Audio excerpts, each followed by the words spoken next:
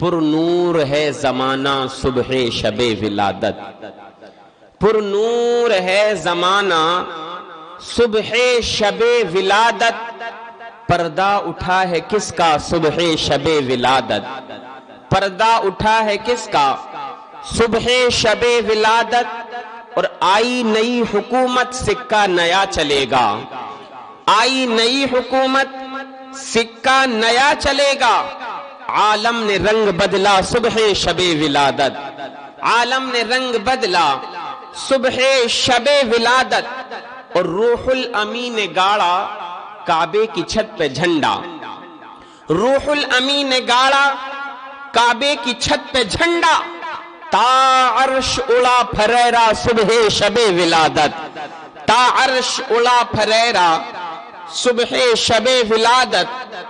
اور عزیزان محترم، ایک شاعر کہتا ہے، ہوا روشن جہاں سارا میرے سرکار جب آئے، ہوا روشن جہاں سارا میرے سرکار جب آئے، جھکا تعظیم کو کعبہ میرے سرکار جب آئے، جھکا تعظیم کو کعبہ میرے سرکار جب آئے، اور لگاتے ہیں شہ ابرار کی آمد پہ ہم جھنڈے، لگاتے ہیں شہ ابرار کی آمد پہ ہم جھنڈے، نصب کعبے پہ تھا جھنڈا میرے سرکار جب آئے، نصب کعبے پہ تھا جھنڈا میرے سرکار جب آئے، اور وہ لاغر اونٹنی چلنے سے قاصر تھی حلیمہ کی، وہ لاغر اونٹنی چلنے سے قاصر تھی حلیمہ کی، قدم ہر ایک سے آگے میرے سرکار جب آئے، قدم ہر ایک سے آگے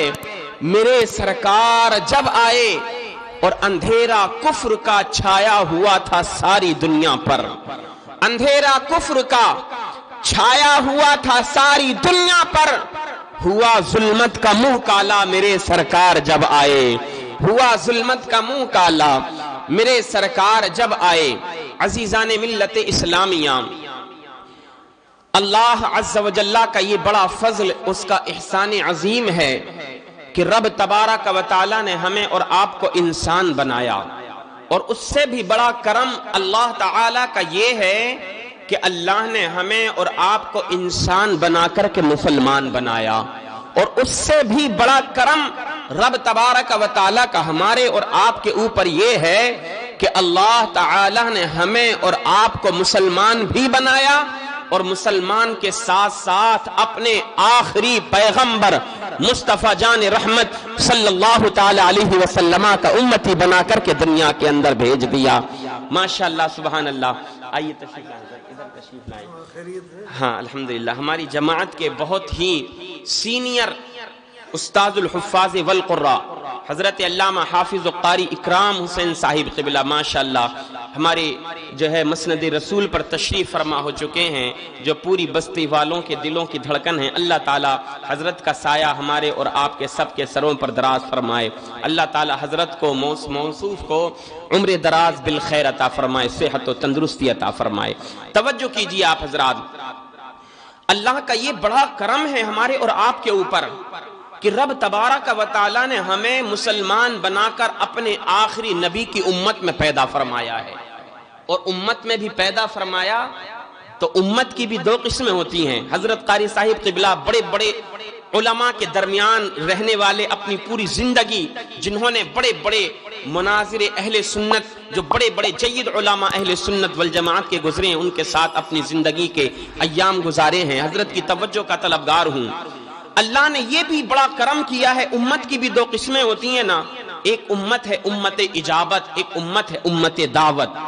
امت اجابت میں وہ لوگ آتے ہیں کہ جنہوں نے اپنے آقا علیہ السلام کے کلمے کو پڑھ لیا، آقا کا کلمہ پڑھا، رب تعالیٰ کی وحدانیت کا اقرار کیا، آمینہ کے لال کو اللہ کا سچا اور آخری نبی اور اللہ کا سچا رسول تسلیم کر لیا، اس کو کہا کرتے امت اجابت۔ ایک امت دعوت ہوتی ہے جس تک اسلام کا پیغام تو پہنچا مگر اس نے اسلام قبول نہیں کیا، دوسرے مذہب کا ماننے والا ہے۔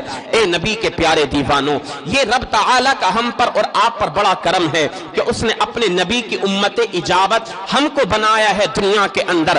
اب ذرا آپ اندازہ لگائیں، جیسے ہی ماہ ربیع الاول شریف کا چاند آسمان دنیا پر طلوع ہوتا ہے تو دنیا کا ہر انسان جو نبی سے پیار کرنے والا ہے، آقا کی محبت کو اپنے دل کے اندر بسا کر کے زندگی گزارنے والا ہے، وہ مچل جاتا ہے۔ اس کی زندگی کے اندر خوشیوں کی ایک لہر دوڑ جایا کرتی ہے۔ جب آسمان دنیا پر ماہ ربیع الاول شریف کا چاند جیسے ہی طلوع ہوتا ہے، نبی کا وہ عاشق مچلنے لگتا ہے، آقا کی آمد کا جشن منانے لگتا ہے۔ اور کچھ لوگ اعتراض کیا کرتے ہیں، یہ ربیع الاول شریف کا مہینہ آیا تو تم نے خوشی کس بات کی منانی شروع کر دی ہے؟ تم آخر کس چیز کا کی خوشیاں منا رہے ہو؟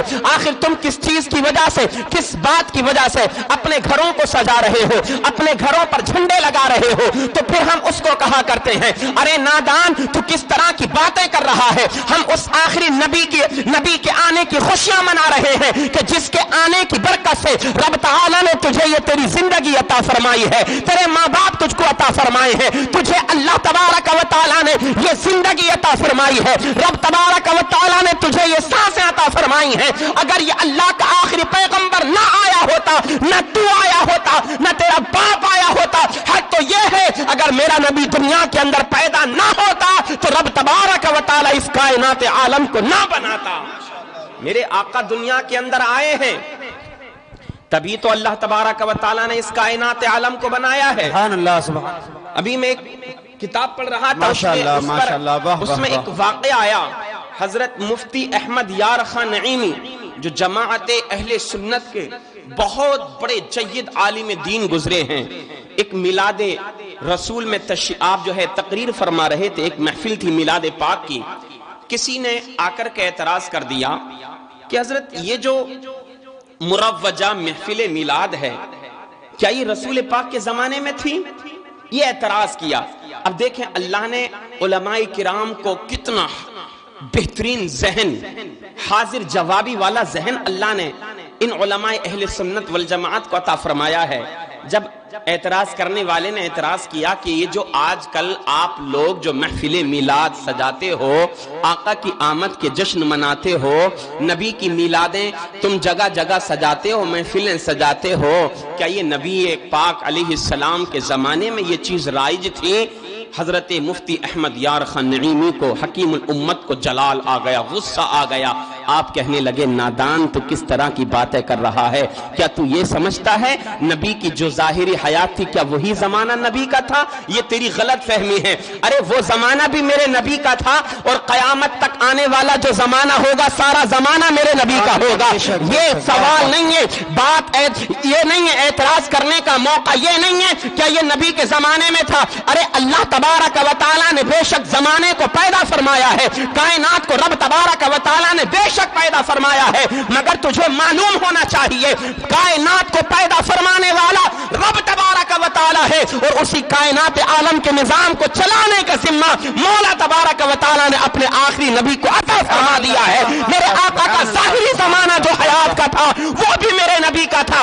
قیامت تک جتنے زمانے آئیں گے وہ تمام زمانے میرے نبی کے ہوں گے۔ تبھی تو بریلی کے امام عشق و محبت اعلیٰ حضرت فرمانے لگتے ہیں، یا رسول اللہ، زمین و زمان تمہارے لیے، یقین و منزل تمہارے لیے، چنی و چنا تمہارے لیے، بنے دو جہاں تمہارے لیے، ہم آئے یہاں تمہارے لیے، اٹھے بھی وہاں تمہارے لیے۔ سبحان اللہ، نعرے تکبیر، نعرے رسالت، جشن عید میلاد النبی، مفتی آفتاب عالم صاحب قبلہ منظری، واہ واہ، زندہ باد زندہ باد، سبحان اللہ۔ اور اعلیٰ حضرت تو فرماتے ہیں وہ جو نہ تھے تو کچھ نہ تھا، واہ واہ واہ، بے شک وہ جو نہ ہو تو کچھ نہ ہو، جان ہے وہ جہان کی۔ آپ سب بولیے، جان ہے وہ جہان کی، سب بولیں جان ہے وہ جہان کی، جہان کی جان ہے تو جہان ہے۔ سبحان اللہ، اگر یہ جان ہے نا تو جہان ہے، اگر یہ جان نہ ہو تو پھر جہان بھی نہ ہو۔ میرے آقا علیہ الصلوۃ والسلام کی یہی تو شان ہے۔ لولا کلمہ خلقت الافلاق والارضین، حدیث قدسی ہے، اللہ نے اپنے پیغمبر سے خطاب فرمایا۔ آپ میری بات سمجھ رہے ہیں نا؟ میں بہت زیادہ چیخ چلا کر نہیں بولنا چاہ رہا کیونکہ مسجد بند ہے، پتہ چلے میں جوش میں تقریر کرتا رہوں اور آپ کے کانوں سے بونس ہو کر کے میری بات چلی جائے. سمجھ میں آنی چاہیے. اللہ نے اپنے نبی سے اپنے پیغمبر سے آخری رسول سے ارشاد فرمایا، اے میرے نبی اگر میرا مقصد تجھ کو دنیا کے اندر پیدا کرنا نہ ہوتا تو نہ میں زمینوں کو پیدا کرتا، نہ آسمانوں کو پیدا کرتا، نہ شجر و حجر کو پیدا کرتا، نہ برگ و ثمر کو پیدا کرتا، نہ شمس و قمر کو پیدا کرتا، نہ لوح و قلم کو پیدا کرتا، نہ عرش و کرسی کو پیدا کرتا. کائنات عالم کا کوئی ذرہ، کائنات عالم کا وجود نہیں ہوتا. ہم تبھی تو کہا کرتے ہیں آقا آئے ہیں تو دنیا کے اندر بہاریں آئی ہیں، نبی کی ولادت ہوئی ہے تبھی تو یہ زمین بنائی گئی ہے، آقا کا میلاد ہوا ہے نا تبھی تو اللہ نے یہ آسمان کا شامیانہ ہمارے اور آپ کے سروں پر لگایا ہے. آمینہ کے لال کی آمد ہوئی ہے تبھی تو رب تبارک و تعالیٰ نے زمین کا بچھونا ہمارے اور آپ کے لیے لگایا ہے. اگر میرے نبی نہیں آتے نہ زمین پیدا کی جاتی، نہ آسمان پیدا کیا جاتا، نہ شجر و حجر پیدا کیے جاتے، نہ برگ و ثمر پیدا کیے جاتے، نہ شمس و قمر پیدا کیے جاتے، نہ لوح و قلم پیدا کیے جاتے، نہ عرش و کرسی پیدا کیے جاتے، نہ جن و انس پیدا کیے جاتے، کائنات عالم کا وجود نہ ہوتا. ہم کہا کرتے ہیں ارے آقا آئے ہیں تبھی تو یہ تمام چیزیں بنائی گئی ہیں. آقا آئے ہیں، آدم کو صفی اللہ بنایا ہے. میرے آقا آئے ہیں تبھی تو رب تبارک و تعالیٰ نے 1,24,000 کا مبیش نبیوں اور رسولوں کو دنیا کے اندر مبعوث فرمایا ہے. میرے آقا آئے ہیں تبھی تو رب تبارک و تعالیٰ نے جنت و دوزخ کو بنایا ہے. میرے آقا آئے ہیں تبھی تو اللہ تعالیٰ نے عرش و کرسی کو بنایا ہے. میرے آقا آئے ہیں تبھی تو رب تبارک و تعالیٰ نے لوح محفوظ کو بنایا ہے. میرے آقا آئے ہیں تبھی تو انسانوں کو بنایا گیا ہے. میرے آقا آئے ہیں تبھی تو زمین کا بچھونا ہمارے اور آپ کے لیے لگایا گیا ہے. اگر آقا نہ آتے تو کائنات میں کچھ نہ ہوتا. جب اس روایت کو بریلی کے تاجدار امام عشق و محبت پڑھتے ہیں تو وہ بے ساختہ پکار اٹھتے ہیں یا رسول اللہ وہ جو نہ تھے تو کچھ نہ تھا، وہ جو نہ ہو تو کچھ نہ ہو، جان ہے وہ جہان کی جان ہے تو سبحان اللہ. بے شک بے شک، واہ واہ واہ، زندہ باد زندہ باد، سبحان اللہ. بات یاد رکھو، سوالات تو یہاں پر کچھ ہیں ہی نہیں. جو لوگ اعتراض کرتے ہیں نا ان کا اعتراض کرنا بالکل بے موقع اور بے محل ہے. ہم اور آپ سب جانتے نا اللہ تعالیٰ نے اپنے نبی کو صاحب اختیار بنایا ہے. بے شک بے شک بولو بے شک بے شک. کیا بنایا ہے؟ یہ اہل سنت والجماعت کا عقیدہ ہے. کوئی بھی انسان میں کسی کا نام نہیں لے رہا، کسی کی برائی نہیں کر رہا. ہمیں اپنی بات کرنی ہے، اپنے نبی کی بات کرنی ہے، اپنے اہل سنت والجماعت کے عقیدے کو صاف کرنا ہے. آج بڑی بڑی جو ہے گمراہیوں میں ہمارا نوجوان پھنستا چلا جا رہا ہے. سوشل میڈیا کا زمانہ ہے، طرح طرح کی بکواسیں کرنے والے آپ کو سوشل میڈیا کے جو ہے مولوی مل جائیں گے. کوئی کچھ بولتا ہے، کوئی کچھ بولتا ہے، کوئی کچھ بولتا ہے. میرے بھائیوں کسی کی بات سننے کی ضرورت نہیں ہے. بس ایک بات یاد رکھو، جب میرے آقا علیہ الصلوۃ والسلام کی شان کی بات آیا کرے نا تو کوئی کمپرومائز نہیں ہونا چاہیے. جب مدینے والے مصطفیٰ کے ناموس کی بات آئے نا تو کسی سے کوئی سمجھوتا نہیں. بس آپ تو یہ کہا کرو تمہیں جو کہنا ہے وہ کہو، تمہیں جو ماننا ہے وہ مانو، تمہیں جو عقیدہ رکھنا ہے وہ عقیدہ رکھو، تمہیں جو بات کرنی ہے وہ بات تم کرتے رہو. ہمارا تم سے مطلب نہیں ہے، تمہارے عقیدے سے ہمارا کوئی تعلق نہیں ہے. ہم تو کل بھی یہ کہا کرتے تھے، آج بھی یہ کہہ رہے ہیں اور قیامت تک اہل سنت والجماعت یہی کہتے رہیں گے کہ اللہ تبارک و تعالیٰ نے اپنے نبی کو دنیا کے اندر بھیجا ہے تو صاحب اختیار بنا کر کے بھیجا ہے. صاحب اختیار کا مطلب کیا ہوتا ہے؟ صاحب اختیار کا مطلب یہ ہے کہ اگر نبی کا غلام آقا کو پکارے تو میرے آقا پکار کو سن لیا کرتے ہیں. بولو محبت سے سبحان اللہ. پریشانی میں مبتلا ہو گئے ہو تو دنیا داروں کے دروازوں کو مت کھٹکھٹاؤ. اگر دنیا داروں کی بارگاہ میں جاؤ گے نا اپنی پریشانیوں کو لے کر کے تو دنیا والے تمہاری مدد تو بے شک کر دیں گے مگر تم کو ذلیل و رسوا کریں گے. اگر آمینہ کے لال کے دروازے کو کھٹکھٹاؤ گے نا تو پھر میرے آقا تمہاری پکار سنیں گے، تمہاری مدد بھی فرمائیں گے اور آقا تمام دنیا والوں کے سامنے تم کو ذلیل و رسوا ہونے سے بچا بھی لیں گے. تبھی تو ہم کہا کرتے ہیں اللہ تبارک و تعالیٰ نے اپنے نبی کو اختیارات بھی عطا فرمائے ہیں، تصرفات بھی عطا فرمائے ہیں. اگر نبی کا غلام آقا کو پکارتا ہے یا رسول اللہ المدد کہا کرتا ہے تو میرے آقا پکار کو سنتے ہیں اور ایسا سنتے ہیں اعلیٰ حضرت فرماتے ہیں فریاد امتی جو کرے حال زار میں ممکن نہیں کہ خیر بشر کو خبر نہ ہو واللہ وہ سن لیں گے، فریاد کو پہنچیں گے، ایسا تو ہو کوئی جو آہ کرے دل سے۔ سبحان اللہ، نعرہ تکبیر، نعرہ رسالت، مسلک اعلی حضرت، جشن عید میلاد النبی، واہ واہ، سبحان اللہ، سبحان اللہ۔ ہم اور آپ سب یہ مانتے ہیں نا کہ اللہ نے جتنے بھی نبی دنیا کے اندر مبعوث فرمائے، جتنے بھی نبی، ان تمام نبیوں میں سب سے افضل، سب سے اعلی، سب سے اکمل، سب سے عظیم الشان مقام اور مرتبہ جو عطا فرمایا ہے، نام نبیوں کے بے شک بڑے ہیں، عظمتوں کے نگینے جڑے ہیں، مقتدی بن کے پیچھے کھڑے ہیں، واہ واہ واہ، دنیا میں پہلے سے جو آئے ہوئے ہیں، بے شک بے بے شک، شک نبی تمام مقام اور مرتبے والے ہیں، کوئی ڈاؤٹ نہیں اس میں، کوئی اس کے اندر شک اور شبہ نہیں۔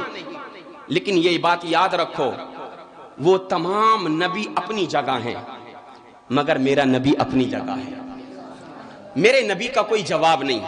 اب وہ جو آیت کریمہ میں نے تلاوت کی بڑی مشہور و معروف ہے، قد جاءکم من اللہ نور و کتاب مبین، جس کا ترجمہ ہے اللہ فرماتا ہے تحقیق کے آیا تمہارے پاس تمہارے رب کی طرف سے، اللہ کی طرف سے ایک نور اور روشن کتاب۔ رب تبارک و تعالی نے جب اپنے نبی کی آمد کا تذکرہ فرمایا تو اپنے نبی کو لفظ نور سے یاد فرمایا۔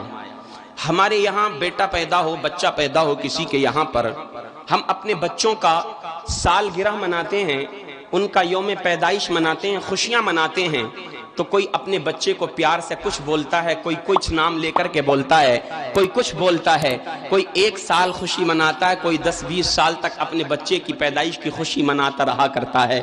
مگر یہ آمینہ کے لال ہیں، یہ مدینے کے تاجدار ہیں، یہ ہم غریبوں کے غم گسار ہیں کہ میرے آقا کو اس دنیا کے اندر تشریف لائے ہوئے 100-200 سال نہیں، 1400-1500 سال کا زمانہ، لمبا زمانہ گزر چکا ہے۔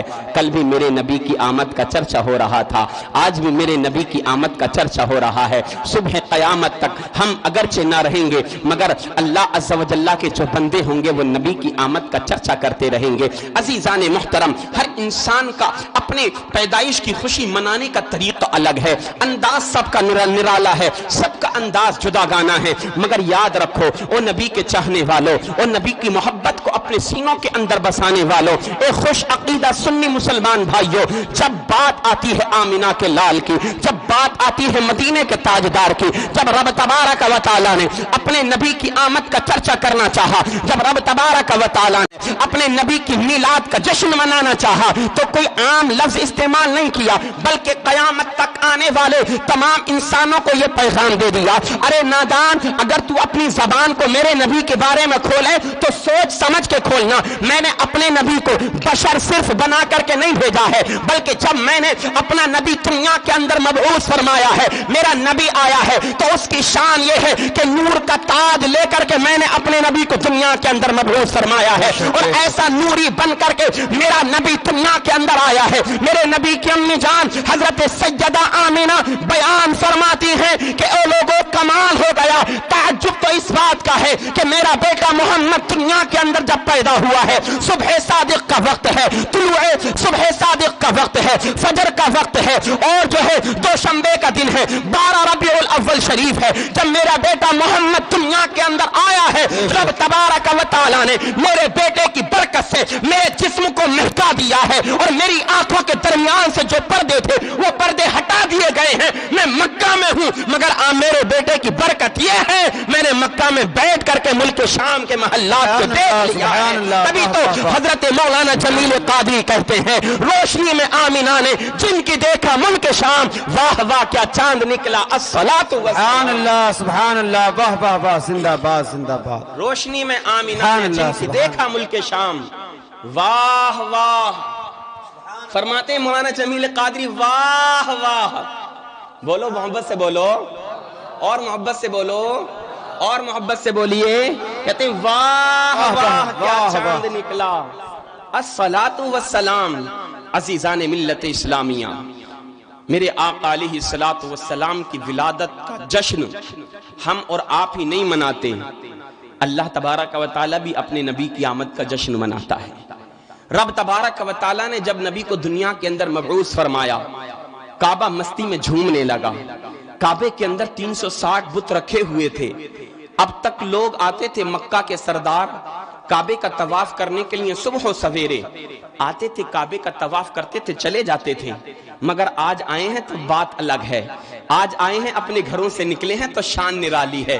جس راستے سے گزرتے ہیں تو راستہ مہکا ہوا نظر آتا ہے۔ جس راستے سے گزرتے چلے جا رہے ہیں، مشک و عنبر سے بھی زیادہ پیاری خوشبو اس راستے سے آتی چلی جا رہی ہے۔ کہتے ہیں جدھر سے ہم گزر رہے تھے کھیتیاں لہلہاتی ہوئی ہمیں نظر آ رہی ہیں۔ اللہ اللہ، جدھر سے گزرتے ہیں ہوائیں معطر ہیں، ہوائیں خوشبودار ہیں، چاروں طرف ایک خوشی کا ماحول ہے۔ جب ہم خانہ کعبہ کی حد میں آئے تو ہم کعبے کا چکر لگا رہے تھے، مگر ہم کیا دیکھتے ہیں کہ خانہ کعبہ تو خود آمینہ کے لال کے گھر کی طرف کو جھکا ہوا ہے۔ جناب عبد المطلب متولی کعبہ کے گھر کی طرف کو جھکا ہوا ہے۔ آپس میں چرچا شروع کر دیا، آخر یہ ماجرا کیا ہے، آخر یہ ماحول کیسا ہے۔ ہم اب تک خانہ کعبہ کا طواف کیا کرتے تھے، خانہ کعبہ اپنی جگہ پر قائم رہا کرتا تھا، مگر ایک بات الگ ہے، آج انداز نرالا ہے، آج انداز جدا گانا ہے۔ آج آخر کار کعبہ حضرت عبد المطلب کے گھر کی طرف کو کیوں جھکا ہوا ہے؟ تو پھر جب بات بہت زیادہ پھیلی تو کسی بتانے والے نے بتایا، او لوگوں تمہیں پتا نہیں ہے، عبد المطلب کے گھر میں ایک نور والا بچہ پیدا ہوا ہے، ایک نوری بچہ پیدا ہوا ہے۔ آج اسی بچے کے دنیا کے اندر آنے کی برکت ہے کہ کعبہ مسرت و شادمانی سے جھومنے لگا ہے اور جھک جھک کر کے سلامیاں پیش کر رہا ہے۔ گویا کہ کعبہ بھی جانتا ہے آج اس کو بتوں سے پاک کرنے والا آمینہ کا لال آ گیا ہے۔ تبھی تو اعلیٰ حضرت فرماتے ہیں، حاجیو آؤ شہنشاہ کا روزہ دیکھو، کعبہ تو دیکھ چکے، کعبے کا تا کعبہ دیکھو، غور سے سن تو رضا، کعبے سے آتی ہے صدا، میری آنکھوں سے میرے پیارے کا روزہ دیکھو۔ سبحان اللہ سبحان اللہ، واہ واہ واہ۔ کعبہ بھی مستی سے جھومنے لگا۔ یہ میرے آقا کی آمد کی برکت ہے۔ یہ میرے آقا علیہ الصلوۃ والسلام دنیا میں جو تشریف لائے ہیں نا، کعبہ جانتا ہے اب کعبے کو کعبہ بنانے والا آمینہ کا لال آ گیا، کعبے کو کعبہ بنانے والا آمینہ کا لال آ گیا، مدینے کا تاجدار آ گیا، احمد مختار آ گیا ہے۔ عزیزان ملت اسلامیہ، آپ یاد رکھو، میرے آقا علیہ الصلوۃ والسلام کی آمد پر خوشیاں منانا، نبی کی محفل میلاد سجانا، یہ کوئی شرک اور بدعت نہیں ہے، یہ ہمارے بزرگوں کا بڑا پیارا طریقہ رہا ہے، اور یہ تو خود میرے آقا علیہ الصلوۃ والسلام کی بڑی پیاری سنت ہے۔ بڑے آسان الفاظ میں آپ کو بتا رہا ہوں۔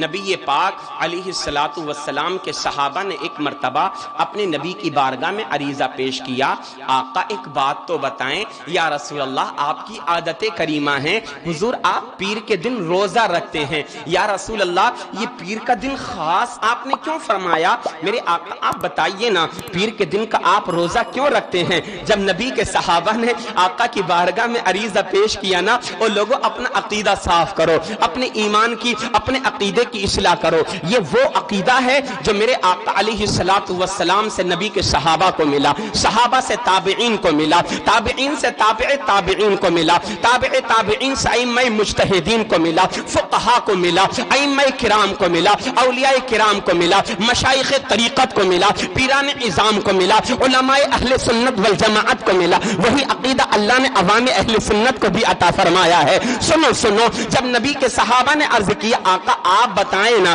آپ پیر کے دن کا روزہ کیوں رکھتے ہیں؟ تو سنو میرے نبی کا جواب تھا، اے میرے صحابہ، بات دراصل یہ ہے، تم جانتے ہو نا اللہ تعالیٰ نے مجھے دنیا کے اندر جب مبعوث فرمایا، وہ کوئی اور دن نہیں تھا، وہ یہی پیر کا دن تھا، دوشنبے کا دن تھا۔ جب میں دنیا کے اندر آیا ہوں نا، اللہ نے مجھے دنیا کے اندر جو مبعوث فرمایا ہے وہ دوشنبے کے دن دنیا کے اندر مبعوث فرمایا ہے۔ صحابہ عرض کرتے ہیں تو آقا بات کیا ہے؟ میرے نبی ارشاد فرمانے لگے، اے میرے صحابہ، بات دراصل یہ ہے، اللہ تبارک و تعالیٰ نے مجھ کو پیر کے دن دنیا کے اندر جو مبعوث فرمایا ہے، میری ولادت ہوئی ہے پیر کے دن، تو میں اپنی آمد کی خوشی میں پیر کے دن کا روزہ رکھا کرتا ہوں۔ اور لوگوں اب ہمیں پتا چل گیا روزہ کب رکھا جاتا ہے؟ جب اللہ تبارک و تعالیٰ کا بندہ رب تبارک و تعالیٰ کی عبادت میں جو ہے اپنے آپ کو رب کی بارگاہ میں لا کر کے حاضر کر دیتا ہے، اللہ تبارک و تعالیٰ کی عبادت کرنے کا شوق اس کے دل کے اندر پیدا ہو جاتا ہے، جب رب تبارک و تعالیٰ کو راضی کرنا اس کا مقصد ہوا کرتا ہے، تب اللہ کا وہ بندہ روزہ رکھا کرتا ہے۔ میرے آقا علیہ السلام کی شان تو یہ ہے، رب تبارک و تعالیٰ کی رضا میرے آقا بے شک چاہتے ہیں، مگر میرے نبی کی شان تو یہ ہے، رب تعالیٰ میرے نبی سے راضی ہے، اور ایسا راضی ہے کائنات میں ہر انسان چاہتا ہے رب راضی ہو جائے، مگر رب کہتا ہے میرے نبی تو راضی ہو جا۔ اعلیٰ حضرت فرماتے ہیں خدا کی رضا چاہتے ہیں دو عالم، خدا چاہتا ہے رضائے محمد۔ اب ہمیں پتا چل گیا، آقا علیہ السلام نے اپنے صحابہ سے عرض کیا تھا، ارشاد فرمایا تھا، اے میرے صحابہ سنو، میں پیر کے دن کا روزہ اس لیے رکھتا ہوں کہ یہ میری میلاد کا دن ہے، میری پیدائش کا دن ہے۔ اور لوگوں اب ہمیں پتا چل گیا آقا بھی اپنی میلاد کی خوشیاں منا رہے ہیں، تو پھر غلام کو بھی اپنے آقا کی میلاد کی خوشیاں منانی چاہیے۔ بے شک زندہ یہ شرک و باد، بدعت نہیں ہے۔ سبحان شرک و بدعت کہنے والے جو کہتے ہیں ان کو اپنے عقیدے کی اصلاح کرنی چاہیے، اور میلاد کے تعلق سے تو ایک دو کتابیں نہیں، ہمارے اکابر علماء کرام کی بڑی بڑی معتبر بڑی بڑی جید کتابیں اس موضوع پر موجود ہیں۔ تاریخ کا جائزہ لیں، احادیث کریمہ کو پڑھیں، فقہاء کرام کے اقوال کو پڑھیں، تو یہ بات روز روشن کی طرح واضح ظاہر اور باہر ہو جائے گی کہ آقا کی آمد پر خوشیاں منانا، جشن منانا، محفل میلاد سجانا یہ باعث خیر و برکت ہے، اور اگر یہ ہمارا طرز عمل رب کی بارگاہ میں قبول ہو گیا تو انشاءاللہ دنیا میں بھی بیڑا پار ہے اور آخرت میں بھی ہماری نجات کا ذریعہ بن جائے گا۔ عزیزان ملت اسلامیہ، اللہ تعالیٰ نے اپنے نبی کو دنیا کے اندر جو بھیجا ہے وہ نوری بنا کر کے دنیا کے اندر بھیجا ہے۔ اعلیٰ حضرت فرماتے ہیں صبح طیبہ میں ہوئی بٹتا ہے بالا نور کا، صدقہ لینے نور کا، آیا ہے تارا نور کا، یا رسول اللہ میں گدا تو بادشاہ، بھر دے پیالہ نور کا، نور دن دونا تیرا دے، ڈال صدقہ نور کا، یا رسول اللہ تیری نسل پاک میں ہے بچہ بچہ نور کا، تو ہے عین نور تیرا، سب گھرانہ نور کا۔ عزیزان محترم، میرے آقا علیہ السلام ارشاد فرماتے ہیں، جب نبی کی بارگاہ میں حضرت جابر رضی اللہ تعالی عنہ نے عریضہ پیش کیا، اے آقا یہ بتائیں یا رسول اللہ میرے ماں باپ آپ پر قربان ہو جائیں، اللہ تعالیٰ نے سب سے پہلے دنیا کے اندر کس چیز کو پیدا فرمایا؟ حضرت جابر عرض کرتے ہیں آقا تخلیق اول جو سب سے پہلے پیدا کی جانے والی چیز ہے، آقا آپ اس کے بارے میں ہمیں بتائیے نا۔ یا رسول اللہ آپ ارشاد فرمائیے کہ رب تبارک و تعالیٰ نے سب سے پہلے کس چیز کو پیدا فرمایا ہے؟ عزیزان ملت اسلامیہ، جب میرے آقا نے اتنا سنا تو نبی ارشاد فرمانے لگے، اے جابر سنو، اللہ تبارک و تعالیٰ نے سب سے پہلے تیرے نبی کے نور کو اپنے نور سے پیدا فرمایا ہے۔ کیا ارشاد فرمایا نبی نے؟ بولو، سب سے پہلے اللہ نے تیرے نبی کے نور کو اپنے نور سے پیدا فرمایا ہے۔ میرے نبی اللہ تعالی کا نور ہے، نور۔ اور اگر کوئی شخص معاذ اللہ یہ کہے کہ نبی مر کر کے مٹی میں مل گئے تو پھر اس کا یہ عقیدہ، اس کا یہ قول سراسر غلط ہے، ایمان کو کھا جانے والا، ایمان کو ختم کر دینے والا یہ عقیدہ ہے، جملہ ہے۔ ہم تو اہل سنت والجماعت ہیں جو ببانگ دہل کہا کرتے ہیں، او لوگو تم کسی اور نبی کو مانتے ہوگے، شاید وہ تمہارا کوئی اور نبی ہوگا، معاذ اللہ جو مر کر کے مٹی میں مل گیا ہوگا۔ ہم تو کہا کرتے ہیں میرا نبی کل بھی زندہ تھا، آج بھی زندہ ہے، صبح قیامت تک زندہ رہے گا۔ اعلیٰ حضرت فرماتے ہیں یا رسول اللہ تو زندہ ہے واللہ، تو زندہ ہے واللہ، میرے چشم عالم سے چھپ جانے والے۔ اور ایک شاعر کہتا ہے یا رسول اللہ تجھ پہ مر مر کے ہوئے سارے جیالے زندہ، تو بھی زندہ ہے، تیرے چاہنے والے زندہ، کل بھی تھے آج بھی ہیں کل بھی رہیں گے یوں ہی، فاطمہ زہرا تیری گود کے پالے زندہ، فاطمہ زہرا تیری گود کے پالے زندہ۔ بات عقیدے کی آ جاتی ہے نا تو میں اس کی وضاحت کر دیتا ہوں۔ قرآن کریم میں اللہ تعالی نے ایک مقام پر نہیں کئی مقامات پر ارشاد فرمایا لا تقولوا ولا تقولوا لمن يقتل في سبيل الله اموات۔ دوسرے مقام پر رب تعالی ارشاد فرماتا ہے ولا تحسبن الذين قتلوا في سبيل الله امواتا بل احياء عند ربهم يرزقون۔ یہ آیات کریمہ کو پڑھیں آپ تو پھر آپ کو پتا چلے گا کہ اللہ نے جو شہداء ہیں ان کی فضیلت بیان کی، ان کا مقام اور مرتبہ، ان کی شان کو ذکر فرمایا. اور رب تعالیٰ نے کہا کہ جو لوگ اللہ کی راہ میں شہید کر دیے جاتے ہیں، نہ قتل کر دیے جاتے ہیں، ان کو مردہ مت کہو، بلکہ دوسری جگہ پر ارشاد ہوا مردہ گمان تک نہ کرو. تو ایک بات آپ سے میں پوچھنا چاہتا ہوں، آپ سوچ سمجھ کر کے جواب دیجئے، کیا شہیدوں کا مرتبہ نبیوں سے بڑا ہوتا ہے؟ ہرگز نہیں. اللہ تعالیٰ نے سب سے بڑا مقام اور مرتبہ نبیوں اور رسولوں کا بنایا ہے. شہیدوں کا مرتبہ نبیوں کے برابر نہیں ہوتا. جب اللہ تعالیٰ شہیدوں کی یہ شان، یہ مقام، ان کا یہ مرتبہ ذکر فرما رہا ہے کہ وہ زندہ ہیں، ان کو مردہ مت کہو، تو پھر کون لوگ ہیں جو کہتے ہیں نبی مر کر کے مٹی میں مل گئے؟ بولو بولو، ذرا زور سے بولو، ہمیں سمجھنا ہوگا. اور معاذ اللہ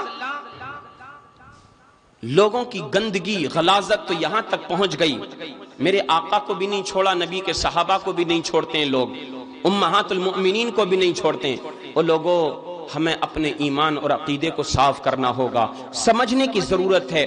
پاک، صاف اور ستھرا عقیدہ ہمیں اپنانا ہوگا. انشاءاللہ یہی عقیدہ ہمارے لیے ہماری بخشش کا نجات، ہماری بخشش اور نجات کا ذریعہ بن جائے گا. شہیدوں کا مقام نبیوں سے بڑا نہیں ہوتا. شہید امتی ہوتے ہیں. نبی پاک علیہ السلام اور دیگر جتنے بھی انبیاء ہیں ان کا مقام اور مرتبہ بہت بلند و والا ہے.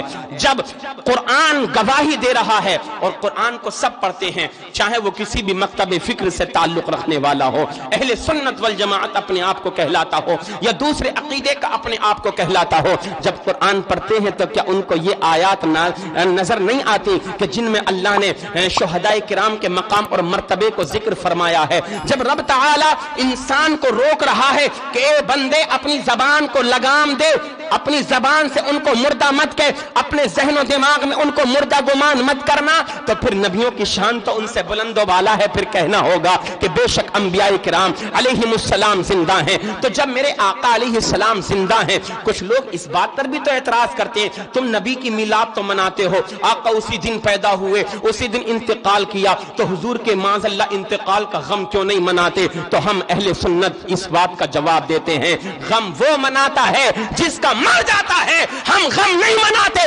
اللہ نے اپنے نبی کو یہ شان عطا فرمائی ہے، میرے آقا مرے نہیں ہیں، میرے آقا جیسے کل زندہ تھے میرے نبی آج بھی ویسے ہی زندہ ہیں. سبحان اللہ، سبحان اللہ. نعرہ تکبیر. خود میرے نبی نے ارشاد، نعرہ رسالت، جشن عید میلاد النبی، مفتی آفتاب عالم صاحب قبلہ زندہ باد. ان اللہ حرم علی الارض ان تأکل اجساد الانبیاء فنبی اللہ حی یرزق.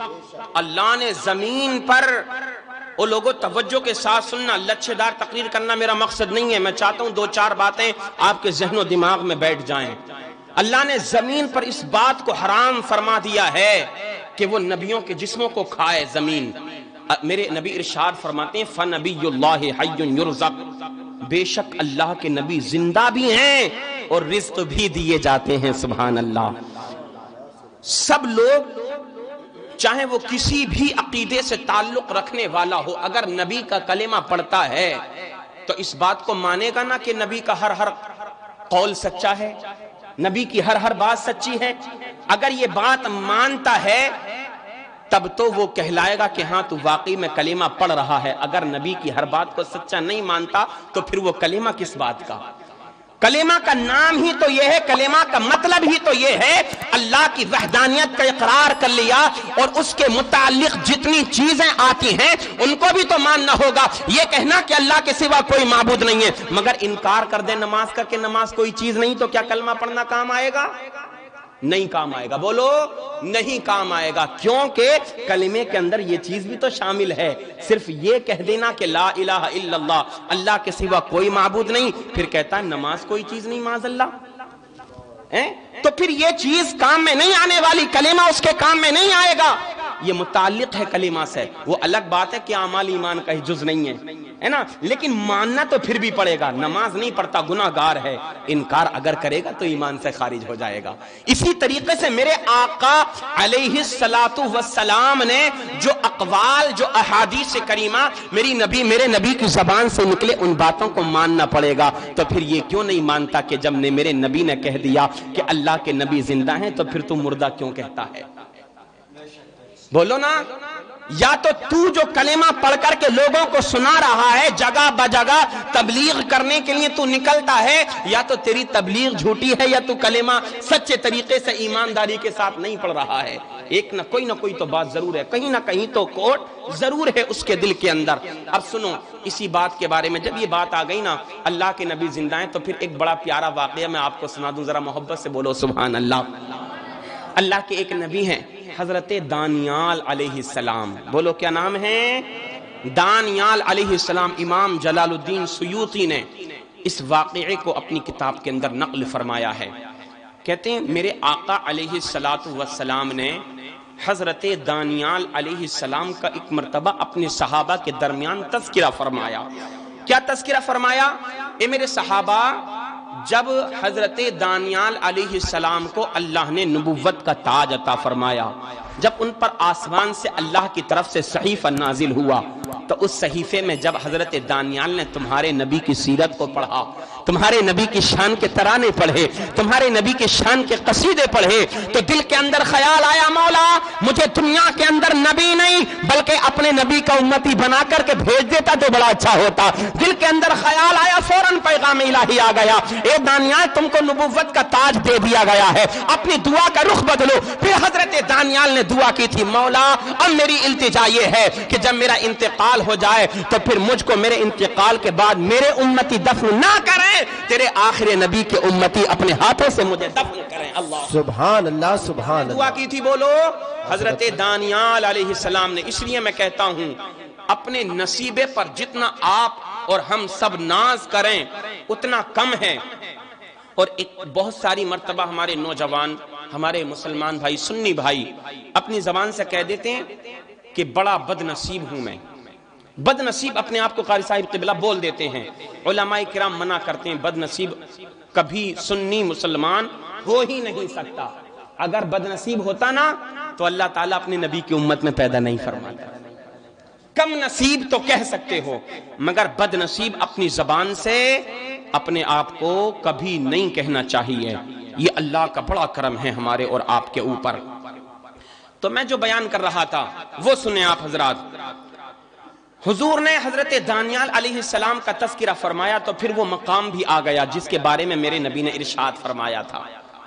جب اللہ کے پیغمبر، اللہ کے آخری نبی حضور تاجدار مدینہ صلی اللہ تعالی علیہ وسلم نے اسلام کا لشکر بھیجا قلعہ تشتر کو فتح کرنے کے لیے، حضرت ابو موسیٰ اشعری رضی اللہ تعالی عنہ اس قافلے کے سپہ سالار بنائے گئے ہیں. اس اسلام کی فوج کا سپہ سالار حضرت ابو موسیٰ اشعری صحابی رسول کو بنایا گیا ہے. حضرت ابو موسیٰ اشعری رضی اللہ تعالی عنہ نبی کے صحابہ کا ایک قافلہ لے کر کے چلے ہیں قلعہ تشتر کو فتح کرنے کے لیے. جب قلعہ تشتر پر پہنچے وہاں پر حملہ کر دیا ہے. اسلام کی فوج بڑی مکمل محنت کے ساتھ مکمل طریقے سے جب قلعہ تشتر پر حاوی ہو گئی، اس کو فتح کر لیا گیا. اللہ تبارک و تعالی نے اسلام کے چاہنے والے، اسلام کے شیدائیوں کو فتح و کامیابی عطا فرمائی. اللہ کے کرم سے قلعہ تشتر فتح ہو گیا. حضرت ابو موسیٰ اشعری رضی اللہ تعالیٰ عنہ نے ارشاد فرمایا، اے میرے جانثار سپاہیوں، قلعہ تشتر کے دروازے کو کھولو، ہم اس کے اندر داخل ہوتے، اس قلعے کو گھیر لیتے چاروں طرف سے، اندر داخل ہو کر کے دیکھیں گے کیا اس کے اندر موجود ہے. عزیزان محترم، تاریخ شاہد ہے، حضرت امام جلال الدین سیوطی رضی اللہ تعالیٰ عنہ بیان فرماتے جب حضرت ابو موسیٰ اشعری اسلام کے کچھ سپاہیوں کے ساتھ قلعہ تشتر کے اندر داخل ہوئے، سارے قلعے کا جائزہ لیا، کچھ بھی نظر نہیں آیا. ایک مقام پر پہنچے تو کیا دیکھتے ہیں؟ لکڑی کا ایک صندوق تابوت کی شکل میں رکھا ہوا ہے. ذہن میں خیال آیا ہو سکتا ہے سونا چاندی اسی کے اندر ہو، ہیرے جواہرات ہوں، مگر حضرت ابو موسیٰ اشعری بیان کرتے ہیں او لوگوں حیرانی تو اس بات کی ہے جب ہم نے اس تابوت کو کھولا جو قلعہ تشتر کے اندر وہ صندوق لکڑی کا رکھا ہوا تھا تو ہماری آنکھیں کھلی کی کھلی رہ گئیں۔ کیا دیکھتے ہیں اس تابوت کے اندر، اس صندوق کے اندر نہ سونا تھا، نہ چاندی تھی، نہ ہیرے تھے، نہ جواہرات تھے، بلکہ اس تابوت کے اندر ایک نورانی چہرہ جلوگر تھا۔ سبحان اللہ، بولو محبت سے بولو کہتے ہیں بڑا پیارا چہرہ، بڑا نورانی، جسم سے خوشبوئیں پھوٹ رہی ہیں۔ اللہ اللہ کہتے ہیں ہم تعجب میں پڑ گئے آخر یہ کون ہے، مگر آقا کریم علیہ السلام کی وہ بات یاد آ گئی جو نبی نے ارشاد فرمایا تھا۔ جب وہاں پر جو ایک نامہ، ایک خط رکھا ہوا تھا اس کو پڑھا تو اس پر لکھا ہوا تھا یہ اللہ کے نبی دانیال علیہ السلام کا جسم مبارک ہے۔ سبحان اللہ کے پیغمبر دانیال علیہ السلام ہیں جو انہوں نے رب کی بارگاہ میں التجا کی تھی، مولا میری یہ آرزو ہے، یہ تمنا ہے، ہم اور آپ تو بڑے خوش عقیدہ ہیں کہ اللہ نے ہمیں اپنے آخری نبی کا امتی بنایا ہے۔ یہ امت وہ امت ہے کہ جس میں پیدا ہونے کے لیے نبیوں نے التجائیں کی تھی، مولا ہمیں اپنے آخری نبی کا امتی بنا کر کے بھیج دینا۔ عزیزان محترم، حضرت دانیال علیہ السلام نے بھی یہی التجا کی تھی، مگر رب کا فرمان ہوا تھا دعا بدلو۔ حضرت دانیال نے عرض کی تھی مولا تو پھر میری تمنا یہ ہے مجھے اب میرے امتی دفن اپنے ہاتھوں سے نہ کریں میرے وصال ظاہری کے بعد، بلکہ تیرے آخری نبی کے امتی اپنے ہاتھوں سے دفن کریں۔ اللہ اکبر، اللہ اکبر۔ حضرت دانیال علیہ السلام کی یہ دعا قبول ہو گئی تھی۔ ان کے ماننے والوں نے آپ کے وصال ظاہری کے بعد آپ کے جسم مبارک کو ایک تابوت کے اندر بند کر دیا تھا، اور وہ تابوت، وہ صندوق قلعہ تشتر کے اندر رکھا ہوا تھا۔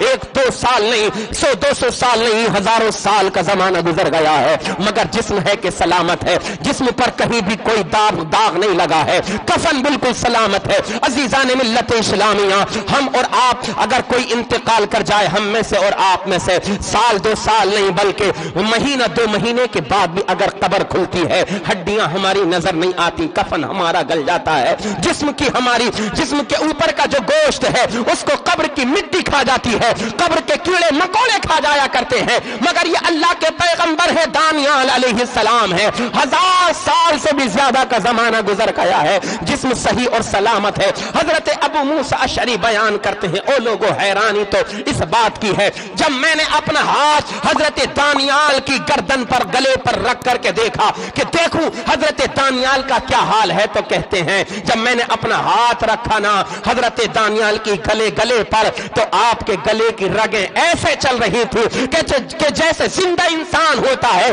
وہ سو جاتا ہے، اس کی آنکھیں تو بند ہو جاتی ہیں مگر جسم کی رگیں برابر جاری رہا کرتی ہیں۔ حضرت دانیال علیہ السلام کے جسم کی تمام رگیں برابر چل رہی تھی۔ اب ہمیں پتا چل گیا یہ نبی اللہ کے نبیوں کی شان ہے، یہ اللہ کے پیغمبروں کی شان ہے کہ انتقال کو اتنا زمانہ گزر گیا، نہ دیمک لگی ہے، نہ قبر، نہ ان کے صندوق کے اندر جو ہے کوئی کیڑا مکوڑا آیا ہے، نہ ان کا جسم گلا ہے، بلکہ چہرے پر بشاشیت، حساسیت، ان کے چہرے پر نور بالکل مکمل طریقے سے موجود ہے۔ اب ہمیں پتا چل گیا یہ تو اللہ کے نبی دانیال علیہ السلام ہے جو مکمل طریقے سے صحیح اور سلامت رہے، تو پھر ہمیں کہنا ہوگا ہمارے نبی بھی تو اپنے مزار کے اندر زندہ ہیں۔ وہ عقیدہ ہمیں اور آپ کو اپنانا ہوگا جو اعلیٰ حضرت نے ہمیں اور آپ کو دیا ہے اور پیغام دیا ہے، یا رسول اللہ تو زندہ ہے واللہ، تو زندہ ہے واللہ، میرے چشم عالم سے چھپ جانے۔ سبحان اللہ، سبحان اللہ، واہ واہ، زندہ باد، محترم، واہ واہ واہ۔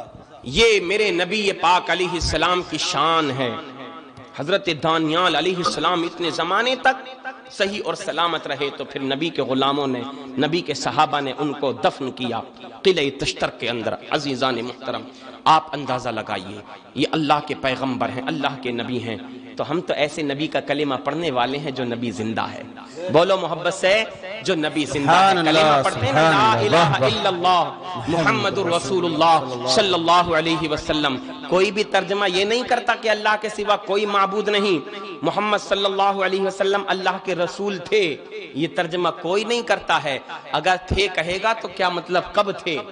اب نہیں ہے، کلمہ کا ترجمہ یہی کیا جاتا ہے اللہ کے سوا کوئی معبود نہیں، محمد صلی اللہ علیہ وسلم اللہ کے رسول ہیں، مطلب یہ ہے میرے آقا حیات ہیں، تو ہم اپنے زندہ و جاوید نبی کی میلاد منانے والے سنی مسلمان ہیں، انشاءاللہ حشر تک ڈالیں گے ہم پیدائش مولا کی دھوم، مثل فارس نجد کے قلعے گراتے جائیں گے، آنکھ ہو جائیں عدو جل کر مگر ہم تو رضا، دم میں جب تک دم ہے ذکر ان کا سناتے جائیں